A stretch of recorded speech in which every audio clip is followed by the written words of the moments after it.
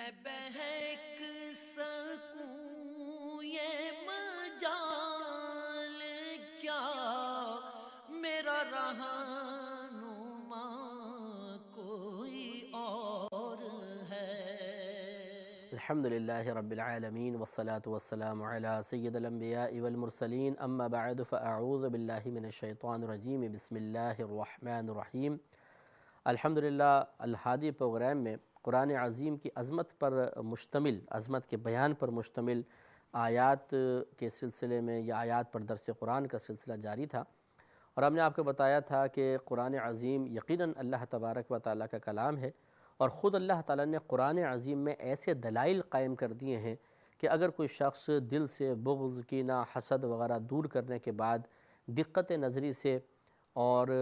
عقل سلیم کو ملحوظ رکھتے ہوئے، حاضر رکھتے ہوئے غور و تفکر کی سعادت حاصل کرے گا تو آخر میں بے اختیار یہ کہنے پہ مجبور ہو جائے گا کہ یہ کلام یقیناً اللہ کا کلام ہے۔ اس سلسلے میں ہم نے پچھلے پروگرام میں جو ہم نے جو آیت بیان کی تھی سورہ نساء کی آیت نمبر 82 نمبر آیت تھی۔ اللہ تعالیٰ نے منافقین سے ارشاد فرمایا کہ افلا یتدبرون القرآن، کیا یہ منافقین قرآن میں تدبر اور تفکر نہیں کرتے؟ ولو کان من عند غیر اللہ، اگر یہ قرآن عظیم اللہ کے غیر کی طرف سے ہوتا لوجدوا فیہ اختلافا کثیرا،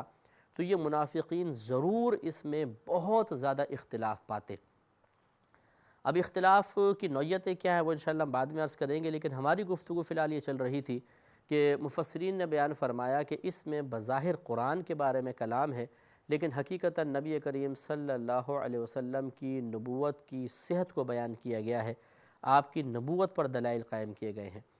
لہٰذا اس میں پہلی چیز کہ قرآن کے ذریعے نبی کریم صلی اللہ علیہ وسلم کی نبوت کے صحیح ہونے کو کیسے ثابت کیا گیا، اس میں پہلی چیز قرآن کی فصاحت تھی، یعنی قرآن ایک فصیح و بلیغ کلام ہے۔ فصیح و بلیغ کو سمجھنے کے لیے یوں سمجھ لیجئے کہ جیسے ہمارے اردو زبان میں، اگر آپ اردو بولتے ہیں مثال کے طور پہ، تو اردو زبان میں مختلف قسم کی تحریریں پڑھی ہوں گی۔ ایک بچے کی تحریر ہوتی ہے، ایک کسی اچھے رائٹر کی تحریر ہوتی ہے، ایک ناول ہوتا ہے، ایک ڈائجسٹ ہوتا ہے، ایک اردو ادب کی کتاب ہوتی ہے، ایک کالم نگار ہوتا ہے جو اخبار میں کالم لکھتا ہے۔ ان سب کی تحریر کے اندر کچھ فرق ہوتا ہے، کسی کی وزندار تحریر ہوتی ہے، کسی کی بالکل ناقص اور بچپنے والی تحریر ہوتی ہے۔ اگر کوئی شخص ایک ایسی تحریر لکھے کہ ان سب سے بالکل ہٹ کر ہو تو وہ آپ کو ایک دم حیران کر دے گی، اور آپ کہیں گے یار ایسا اسلوب تو آج تک نہیں دیکھا، ایسی تحریر تو آج تک نہیں دیکھی۔ تو یوں، اور وہ ہو بھی بڑی با ادب تحریر، اردو ادب سے تعلق رکھنے والی، تو یقیناً وہ آپ کو متاثر کرے گی اور آپ اس کو سب سے بہتر قرار دیں گے۔ تو یوں ہی ہوا کہ جو عرب لوگ تھے وہ بڑے بڑے فصحاء بلغاء تھے، اور لوگ مختلف عربی زبان بولتے تھے، لیکن ان میں سے بعض ایسے تھے جو اتنی زبردست عربی بولتے تھے اور ایسے اس کے لیے الفاظ استعمال کرتے تھے، ایسے بڑے بڑے الفاظ، ایسے خوبصورت الفاظ، ایسے ہم قافیہ الفاظ استعمال کیے جاتے تھے کہ لوگ سنتے تھے تو حیران رہ جاتے تھے، اور گویا کہ ان کا کلام بعض اوقات ایک سحر اور جادو سا طاری کر دیا کرتا تھا۔ خود نبی کریم صلی اللہ علیہ وسلم کی روایت ہے، بخاری کی روایت ہے، آپ نے ارشاد فرمایا کہ اِنَّ مِنَ الْبَيَانِ لَسَحْرًا، بے شک بعض بیان تو جادو ہوتے ہیں۔ یعنی جب آدمی کلام کرتا ہے تو سامنے والا مبہوت ہو جاتا ہے، مسحور ہو کر اسے کلام کو سنتا ہے۔ تو یہی معاملہ تھا کہ بڑے بڑے فصحاء بلغاء تھے، اور خود نبی کریم صلی اللہ علیہ وسلم نے 40 سال تک مکہ المکرمہ میں اعلان نبوت سے پہلے جو کلام فرمایا وہ یقیناً فصیح و بلیغ کلام تھا، اور وہ وہاں کے عربوں کے اسلوب کے موافق تھا۔ لیکن 40 سال کے بعد نبی کریم صلی اللہ علیہ وسلم نے ایک ایسا کلام متعارف کروایا، انٹروڈیوس کروایا کہ جس کو سننے کے بعد بڑے بڑے عرب کے فصحاء بلغاء حیران رہ گئے کہ یہ کیسا کلام ہے، ایسا تو ہم نے آج تک نہیں پڑھا۔ بالکل جسے میں نے آپ کو عرض کیا کہ آپ بہت ساری اردو تحریریں پڑھتے رہتے ہیں، لیکن اچانک ایک نیا کلام آپ کے سامنے ایسا آ جائے جیسا آپ نے آج تک نہ پڑھا ہو تو آپ حیران ضرور ہوں گے، یار آج تک ایسی تحریر تو نہیں پڑھی۔ اور پھر وہ ایسی تحریر، جیسے اب اگلی آیات میں جو ہم اگلے ٹاپکس پہ کلام کریں گے، اس میں ایک یہ بھی کہ قرآن معجز کلام ہے، یہ عاجز کر دینے والا ہے، اس کی نظیر لانے والا کوئی بھی نہیں ہے، اس کی مثل کوئی نہیں بنا سکتا۔ اللہ تعالیٰ نے چیلنج دیا، تو وہ عرب لوگ قرآن کی فصاحت انہوں نے جب سنی تو پہلی بات تو فوراً یہ ثابت ہو جانی چاہیے تھی کہ یہ ان نبی کا اپنا کلام نہیں ہے، کیونکہ اگر یہ اپنا کلام ہوتا تو ان کا کلام تو ہم 40 سال سے سن رہے ہیں. 40 سال بہت بڑی مدت ہوتی ہے، اور وہ ایک ایسا کلام ہے کہ جس کی نظیر ہم پیش کر سکتے ہیں، جس کا مقابلہ کر سکتے ہیں. لیکن 40 سال کے بعد ایک شخص کہیں باہر نہیں گیا، اس نے باہر کی کتابیں نہیں پڑھی، اس نے کہیں کا کوئی مواد نہیں منگایا، اس نے کوئی باہر کے استاد نہیں منگائے، کسی سے بظاہر سیکھا نہیں ہے، 24 گھنٹے تمہارے سامنے ہی چلتا پھرتا نظر آتا ہے، اور پھر اچانک کوئی ایک ایسا کلام لے آیا جس کو تم اس کا مقابلہ نہیں کر سکتے ہو، اور اس کی نظیر پورے عرب میں کہیں نظر نہیں آتی ہے. تو یقینی سی بات ہے ایک عام آدمی بھی کہہ سکتا ہے، فیصلہ کر سکتا ہے کہ یہ پھر کسی انسان کا کلام نہیں بلکہ اللہ تبارک و تعالیٰ کا کلام ہے. اور جب یہ اللہ کا کلام ہے تو اللہ تعالیٰ کا کلام لے کر آنے والا ضرور نبی ہوتا ہے. معلوم ہوا کہ یہ اللہ کے نبی ہیں. تو قرآن کی فصاحت نبی کی صحت کو ثابت کرتی ہے. دوسرا، قرآن عظیم کا غیبی خبروں پر مشتمل ہونا، یہ نبی کریم صلی اللہ علیہ وسلم کی نبوت کو ثابت کرتا ہے، نبوت کی صحت کو ثابت کرتا ہے. اللہ تعالیٰ نے قرآن میں بہت ساری ایسی خبریں دی منافقین کے بارے میں کہ ان قریب حبیب آپ دیکھیں گے یہ ایسا کریں گے، یہود کے بارے میں، کفار کے بارے میں، اور ویسے ہی پیدر پہ معاملات ہوتے رہے، کفار کے سامنے آئے. روم کے غلبے کے بارے میں نبی کریم صلی اللہ علیہ وسلم نے جب آیات پڑھی تو سورہ روم میں، تو لوگوں کو یقین ہی نہیں آیا کہ روم کیسے فتح ہو سکتا ہے، لیکن روم فتح ہوا. یعنی یہ تمام اللہ تبارک و تعالیٰ نے غیبی خبریں دیں. میں بہک سکوں یہ مجال کیا، میرا رہنما کوئی اور ہے. جیسے کہ سورہ اذا جاء کے اندر آپ دیکھیے کہ اللہ تبارک و تعالیٰ نے فرمایا کہ یدخلون فی دین اللہ افواجا. آپ دیکھیں گے کہ لوگ فوج در فوج دین کے اندر داخل ہو رہے ہیں. یہ اللہ تعالیٰ نے بیان فرمایا، اور لوگوں نے فتح مکہ کے موقع پر دیکھا کہ واقعی اس کے بعد فوج در فوج لوگ اسلام میں داخل ہوئے. اس سے یہ معلوم ہوا کہ قرآن عظیم میں غیبی خبریں دی گئیں، اور ایسی خبر کہ بعد میں بالکل ویسے ہی ہوا. تو یہ غیبی خبر اگر بالفرض یہ خود نبی کریم صلی اللہ علیہ وسلم کا کلام ہوتا تو نبی اپنے پاس سے کوئی غیبی خبر نہیں دیتا. یا اگر آپ ایک عام انسان ہوتے اور یہ کلام بنا کے لے آتے تو عام آدمی اتنے تسلسل کے ساتھ مستقبل کی صحیح خبریں نہیں دے سکتا. جبکہ اس زمانے میں کاہن اور نجومی بھی موجود تھے، اور وہ بھی یہ بات جانتے تھے کہ جس قسم کی خبریں یہ دے رہے ہیں اس قسم کی خبریں ہم کاہن نجومی نہیں دے سکتے ہیں. تو یہ غیبی خبروں کا تسلسل سے وارد ہونا، نازل ہونا بھی نبی کریم صلی اللہ علیہ وسلم کی نبوت کی صحت کی ایک دلیل تھی. اور تیسرا، اختلاف سے بالکل پاک و صاف ہونا، اس کتاب کا سلامت ہونا، جیسے کہ آیت کے اندر بیان کیا گیا. تو 3 طریقے سے قرآن عظیم نے نبی کریم صلی اللہ علیہ وسلم کی نبوت کی صحت کو بیان فرمایا. ایک اپنی فصاحت و بلاغت کے ذریعے، ایک اپنی غیبی خبروں کے ذریعے، اور ایک اس میں کوئی اختلاف نہیں تھا. اس چیز نے نبی کریم صلی اللہ علیہ وسلم کی نبوت کی صحت کو ثابت کر دیا. کیونکہ اگر یہ کلام مخلوق کی طرف سے ہوتا، خالق کا کلام نہ ہوتا، تو ضرور اس میں اختلاف ہوتا. اب اختلاف کا کیا مطلب کہ اس میں اختلاف نہیں ہے؟ اس مفہوم کو سمجھانے کے لیے امام رازی رحمۃ اللہ علیہ فرماتے ہیں کہ قرآن کا اختلاف سے سلامت ہونا 3 صورتوں میں ہے. پہلی صورت یہ ہے جو ابو بکر اصم رحمۃ اللہ علیہ نے بیان فرمائی کہ اس کا معنی یہ ہے کہ یہ منافقین تنہائی میں، اکیلے میں سازشیں کرتے تھے، منصوبے بناتے تھے، اور مختلف قسم کے مکر کرتے تھے اور ہیلے بہانے کرتے تھے، اور نبی کریم صلی اللہ علیہ وسلم کو معاذ اللہ ثم معاذ اللہ دھوکہ دینے کا قصد و ارادہ کرتے تھے. اللہ تبارک و تعالیٰ یہ تنہائی میں کچھ معاملہ کر رہے ہوتے تھے،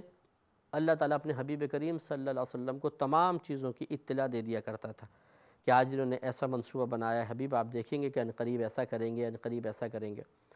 تو نبی کریم صلی اللہ علیہ وسلم کو ان کے تمام احوال کی خبر مل جایا کرتی تھی، اور پھر اللہ کے حکم سے نبی کریم جب صحابہ کے درمیان آتے، وحی نازل ہوئی ہے، آپ بتا دیا کرتے تھے کہ منافقین اب اس چیز کا ارادہ رکھتے ہیں.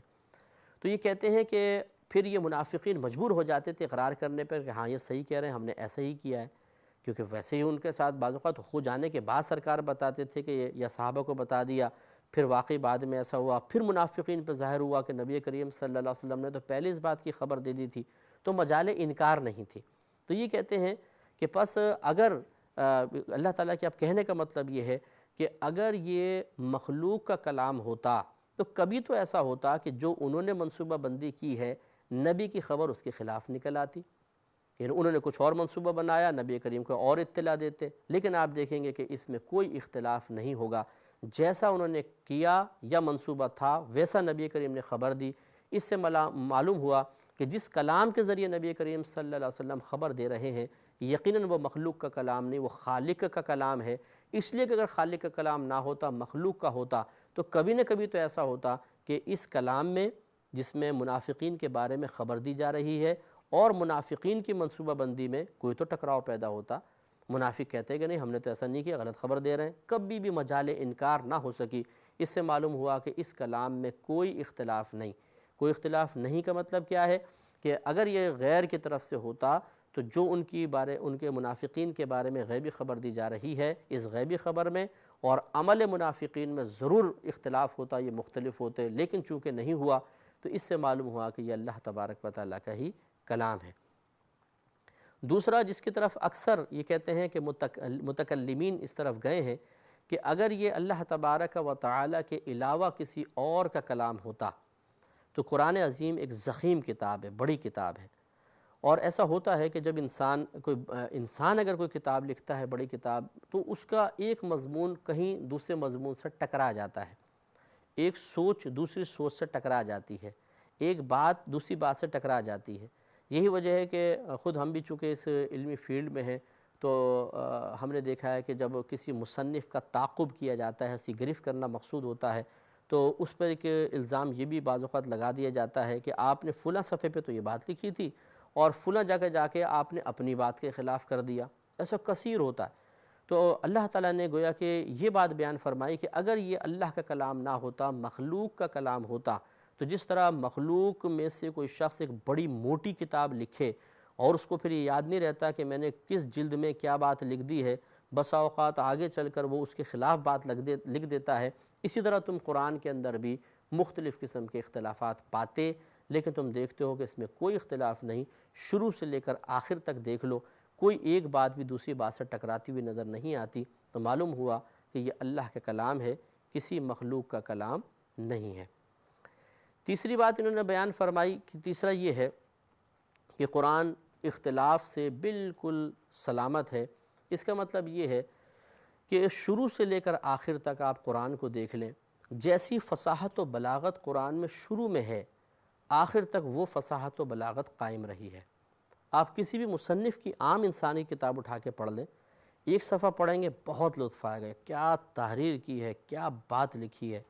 اگلے صفحے پر آئیں گے تھوڑا سا آپ کو ہلکا سا محسوس ہوگا، تیسرے پر آئیں گے درمیانہ سا محسوس ہوگا، اس سے اگلے پر آئیں گے بہت اوپر جائیں گے، بہت نیچے آئیں گے، یعنی اسلوب ایک جیسا نہیں رہتا ہے، کہیں بہت ہی بہترین جملے، بہترین مطلب باتیں، بہت گہرائی والی باتیں ہیں، کہیں پہ ایک دم سطحی قسم کی باتیں آ جاتی ہیں۔ یہ مخلوق کے کلام کا خاصہ ہے، لیکن اللہ تعالیٰ نے فرمایا کہ ہمارے اس کلام میں اگر یہ غیر اللہ کا ہوتا بڑا اختلاف پاتے، لیکن اس میں کوئی اختلاف نہیں ہے۔ اس کا مطلب یہ ہے کہ جیسا شروع سے ایک قرآن کا صفحہ پہلا لے لیں، جو فصاحت و بلاغت اس صفحے پر ہے، اگلے صفحے پر بالکل وہی فصاحت و بلاغت، تیسرے، چوتھے، پانچویں، چھٹے، یا آیات کے اعتبار سے لیں تو جیسی پہلی آیت میں دوسری آیت میں اللہ تعالیٰ نے فصاحت و بلاغت بیان فرمائی، اس کی آخری آیت کے اندر یا سیکنڈ لاسٹ میں بھی وہی فصاحت و بلاغت نظر آئے گی۔ اور یقینی سی بات ہے کہ کوئی بھی انسان جتنا پرفیکٹ اور کامل نہیں ہو سکتا کہ وہ ایک ضخیم کتاب لکھے اور اس کا ہر جملہ دوسرے جملے سے بالکل مماثلت رکھنے والا ہو، ذرہ برابر اوپر نیچے نہ ہو، ایسا نہیں، لیکن پورے قرآن کی ہر آیت دوسری آیت کے مقابلے میں بالکل ایک جیسی ہے، وہی فصاحت، وہی بلاغت، وہی سلاست، وہی روانی، وہی مضامین کی قوت اور وہی مطلب مضبوطی گرپ مضمون کے اوپر یہ پورے قرآن کے اندر نظر آئے گی۔ اس سے معلوم ہوا کہ قرآن عظیم مخلوق کا کلام نہیں، خالق کا کلام ہے۔ میں بہک سکوں یہ مجال کیا، میرا رہنما کوئی اور ہے۔ تو یہ اللہ تبارک و تعالیٰ کی دلیل ہے، اور اس کے مقابلے میں اب چیلنج ہے کہ کوئی شخص ایک ایسی کتاب لا کر بتا دے کہ جس میں جتنی بھی باتیں بیان کی گئی ہوں وہ غیبی امور پر بھی مشتمل ہوں اور جیسا غیبی معاملہ ہوا، پوشیدگی معاملہ ہوا، ویسا اس کتاب کے اندر اختلاف نہ ہو، ایسی کوئی لا کر بتائیں۔ دوسرا، ایسی کوئی کتاب لا کر بتائیں جو بہت ضخیم کتاب ہو اور اس کے مضامین آپس میں ٹکراتے نہ ہوں، سوچ نہ ٹکراتی ہو۔ یہ تو شاید چلیں مل بھی جائے، شاید کہیں مل جائے، ہو سکتا ہے کہ کسی نے کتاب لکھی، کیونکہ یہ پاسبل ہے کہ وہ ٹاپک وائز چلتے ہیں، جیسے مثال کے طور پہ پہلے تکبر پہ لکھ دیا، پھر حسد پہ لکھ دیا، پھر غرور پہ لکھ دیا، تو ہر ایک دوسرے سے چونکہ مختلف ہے ٹاپک، تو اس لیے ہو سکتا ہے ضخیم بھی ہو اور آپس میں ٹکراتے ہوئے نہ ہوں۔ لیکن ہاں، اگر ایک خاص ٹاپک لے کر نہ چلیں، اپنی سوچ اور فکر کو کتاب میں بیان کرنا مقصود ہے، اب اگر پوری کتاب مرتب کریں گے تو یہ ایسی کتاب کوئی نہیں لا سکتا کہ جس میں انسان نے صرف اپنی سوچ، اپنے خیالات، اپنے تفکرات کو منتقل کیا ہو اور وہ خیالات اور تفکرات آپس میں نہ ٹکراتے ہوں، کہیں نہ کہیں ضرور ٹکراؤ پیدا ہوگا۔ تیسرا چیلنج یہ ہے کہ ایسی کوئی کتاب لا کر بتائیں جس کا ہر صفحہ، ہم لائن نہیں کہتے، ہر صفحہ دوسرے صفحے کے مقابلے میں بالکل ایک جیسی فصاحت رکھتا ہو، ایک جیسا ادب کا معاملہ رکھتا ہو، ایک جیسا بالکل اسلوب قائم ہو۔ ایسا نہیں ہوتا، بہت فرق ہو جاتا ہے، آپ بھی پڑھتے رہتے ہیں۔ کالم ہی دیکھ لیجئے کہ ایک شخص ایک کالم لکھتا ہے، ایک دن ایک کالم، دوسرے دن وہی کالم لکھ رہا ہوتا ہے، لیکن اس میں وہ اتنی قوت نہیں ہوتی، اتنی پاور نہیں ہوتی۔ اگر ان تمام کالموں کو ملا کر ایک کتاب بنا لی جائے اور اب آپ اس کو پڑھیں تو آپ واضح طور پہ فرق محسوس کر سکتے ہیں کہ کسی دن تو بہت ہی قلم میں سلاست اور روانی نظر آئی، کہیں پہ بڑی رکاوٹ ہے، کہیں ٹوٹا پن ہے، کہیں بات بڑی قوی ہے، کہیں بات بڑی کمزور ہے، کہیں استدلال قوی کیا گیا ہے اور کہیں پر نتیجے بہت ہی ناقص قسم کے مرتب کیے گئے ہیں۔ اس اختلاف کی بنا پر آپ یہ فیصلہ کرنے پر مجبور ہوں گے کہ یہ کسی خالق کا کلام تو نہیں ہو سکتا، مخلوق کا کلام ہے۔ لہذا اللہ تعالیٰ نے بڑے نفیس انداز سے اس بات کو بیان فرمایا، دعویٰ بھی فرما دیا، دلیل بھی بیان کی، اور اللہ تعالیٰ ان مفسرین پر، ان ہمارے علماء پر اپنی خاص رحمت برکت نازل فرمائے کہ جنہوں نے محنت کر کے اللہ تبارک و تعالیٰ کے مقصود کو عام فہم انداز میں اور تفصیلی طور پہ ہمارے سامنے بیان کر کے ہمیں بھی سوچ اور فکر کی دعوت دی اور ایک اچھی دلیل فراہم کرنے میں کامیاب ہوئے۔ تو اللہ تعالیٰ سے دعا ہے کہ اللہ تعالیٰ ہم سب کو بھی اس پہ غور و تفکر کی توفیق عطا فرمائے۔ یہاں پر ایک محاسبہ تھوڑا سا ہم بھی کر لیتے ہیں کہ دیکھیے، منافقین نے قرآن پاک پر تفکر و تدبر نہیں کیا، جس کی بنا پر وہ گمراہی کا شکار رہے۔ لہٰذا نتیجہ سامنے ہے کہ اگر کوئی شخص قرآن پاک میں گہرائی کے ساتھ غور و تفکر تدبر نہیں کرے گا تو ہو سکتا ہے کہ وہ منافقانہ روش کی طرف بڑھ جائے، وہ فاسقانہ روش کی طرف بڑھ جائے، جیسے کہ منافقین بڑھے۔ اور اللہ تعالیٰ نے فرمایا کہ کیوں غور و تفکر نہیں کرتے، اگر کر لیتے تو ایسا نہ ہوتا۔ تو ہم مسلمانوں کو بھی غور و تفکر کرنا چاہیے، اپنے بارے میں سوچنا چاہیے، محاسبہ کرنا چاہیے کہ کیا ہم بھی اسی طرح گہرائی کے ساتھ قرآن پاک پہ غور و تفکر کرتے ہیں، لیکن نہیں۔ یہی وجہ ہے کہ اگر بالفرض غیر مسلم ہمارے سامنے آتا ہے اور اس غیر مسلم کو ہم مذہب اسلام کی حقانیت کے بارے میں قائل کرنا چاہتے ہیں تو ہمارے پاس کوئی دلیل نہیں ہوتی، ہمارے پاس کوئی سوچ نہیں ہوتی، ہمارے پاس کوئی طریقہ نہیں ہوتا۔ غور و تفکر کیجئے، ان چیزوں کو ذہن میں محفوظ رکھیے اور بطور دلیل دوسرے کے سامنے بطور چیلنج بیان کیجئے تاکہ دوسرا بھی آپ کی طرف مائل ہو اور وہ جنت کا راستہ طے کرنے میں کامیاب ہو جائے۔ وآخر دعوانا ان الحمدللہ رب العالمین۔ میں بہک سکوں یہ مجال کیا، میرا رہنما کوئی اور ہے۔ میں بہک سکوں یہ مجال کیا، میرا رہنما کوئی اور ہے۔ میں بہک سکوں